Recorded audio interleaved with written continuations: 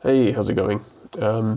So guitar amp and keyboard, or GAK or GAK, as lots of people call it, is one of the UK's largest and most well-known musical instrument suppliers. If you're a musician in the UK, you've probably ordered gear from either like Anderton's Gears for Music, Guitar, or GAK. And a little bit of history, it was founded in 1992 by a guy called Gary Marshall, and it began as like a stall market. And Gary basically wanted to create this down-to-earth, nice, unpretentious space for musicians. And eventually it grew into this powerhouse of a store. And it was one of the first places to offer a mail order service for purchasing equipment. And then expanded into his online store in the early 2000s. And the shop itself, this big, bright red and yellow, or it's red and black now, but it's this big music shop that's been it's such a staple of Brighton for years. So it was a little bit of a shock when I looked at my phone this morning and saw reports that it's kind of closed overnight. So what's sort of going on?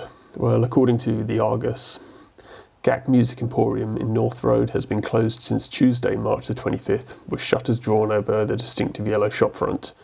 A sign in the window said it was closed for maintenance. We apologise for the inconvenience. And that seemed fine to begin with. The shop's closing for maintenance. It's an old building.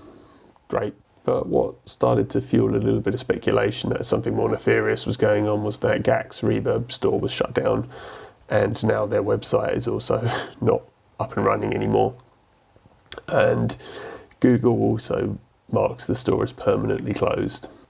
And what's further fueling speculation is that a fast sale listing has appeared in the Business Sale report, advertising that a musical instrument retailer in the south of England is looking for a quick sale. But some of the stuff isn't verified, so I'm not going to comment on any of it now. But from what I've seen, the outlook doesn't look too promising.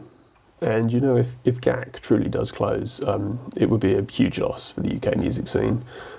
Personally, like whenever I visit Brighton, the highlight of my trip is going to GAK. And over the years, I've ordered like thousands of pounds worth of stuff from them, including stuff that I still have today, like my orange cabinet and my Ibanez S470. This closure would be a massive impact to the staff at the store because it's going to affect their livelihoods.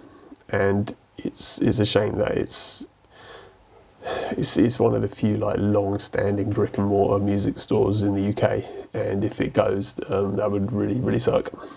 I really hope that this is just like a temporary setback, and that GAK will return bigger and brighter and yellower than ever. Because if it does disappear, it's a shame. I think it's something that's going to be truly special. Will be lost.